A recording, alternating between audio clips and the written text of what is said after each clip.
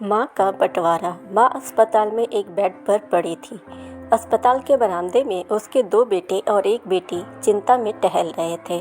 भाई बहन को अपनी माँ के लिए सेहत की चिंता तो थी ही, लेकिन उससे भी ज़्यादा चिंता इस बात की थी कि अब माँ को अपने साथ कौन रखेगा। जब तक माँ स्वस्थ थी वह इन तीनों से अलग अपने पुराने घर में रहती थी, लेकिन अब ऐसा करना खतरे से खाली नहीं होगा और ऐसा करने से समाज में उनका नाम भी खराब होगा। लोग कहेंगे तीनों बेटे बेटियों के रहते हुए देखो माँ को कोई भी औलाद अपने साथ नहीं रख रही है, कैसी औलाद है। बीमार माता को अकेले रहने के लिए छोड़ दिया। 1 घंटे से बिना कोई बातचीत किए वह तीनों अपने अपने विचारों में खोए हुए थे। फिर बहन ने चुप्पी तोड़ते हुए अपने बड़े भाई की तरफ देखते हुए कहा, भैया आप बड़े हैं, इसलिए आपका कर्तव्य है कि माँ को ज़रूरत के समय आप रखें और उनकी देखभाल करें। छोटी बहन की बात सुनकर बड़े भाई ने पहले अपनी पत्नी की ओर देखा और बोले, मैं इस बात से बिल्कुल इनकार नहीं करता कि बड़े होने के नाते मेरा माँ की देखभाल करने का कर्तव्य है, लेकिन तुम तो जानती ही हो कि मैं और तुम्हारी भाभी दोनों ही जॉब करते हैं। ऐसी हालत में माँ के साथ किसी न किसी को हर वक्त उनकी देखभाल करने के लिए उनके साथ रहना पड़ेगा, और जो हमारे लिए बहुत ही मुश्किल हो जाएगा।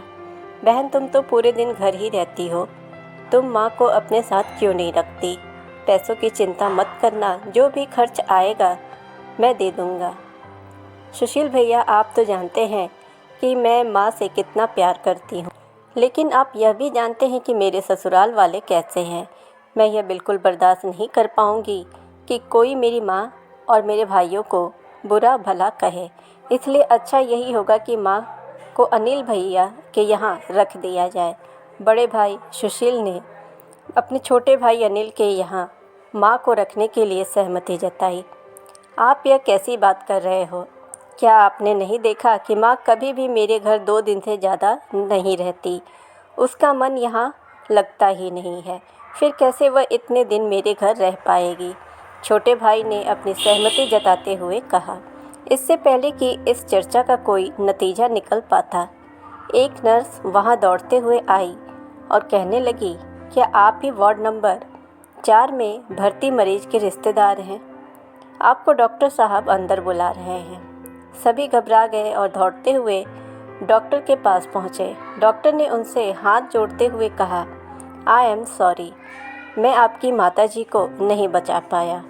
डॉक्टर की इस खबर ने सबके चेहरे पर झूठी मूठी दुख की परत तो चढ़ा दी थी, लेकिन सभी के दिल के किसी कोने में इस बात की खुशी भी छुपी हुई थी कि अब उन्हें माँ को नहीं संभालना पड़ेगा और माँ की वजह से उन्हें परेशान नहीं होना पड़ेगा।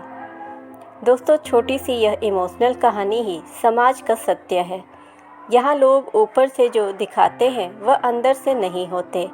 जो माँ बाप अपने 4-4 बच्चों को बिना किसी शिकायत के बड़ी आसानी से संभाल पाते हैं, आगे चलकर ज़रूरत पड़ने पर यही 4 बच्चे मिलकर भी उन्हें नहीं संभाल पाते या नहीं संभालना चाहते।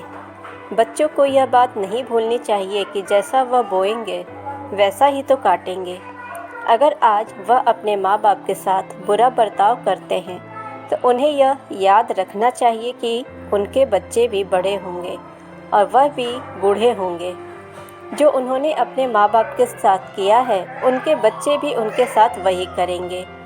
अपने दिल से छल कपट निकाल दीजिए और सच्चे मन से अपने माता पिता की और अपने बुजुर्गों की सेवा कीजिए।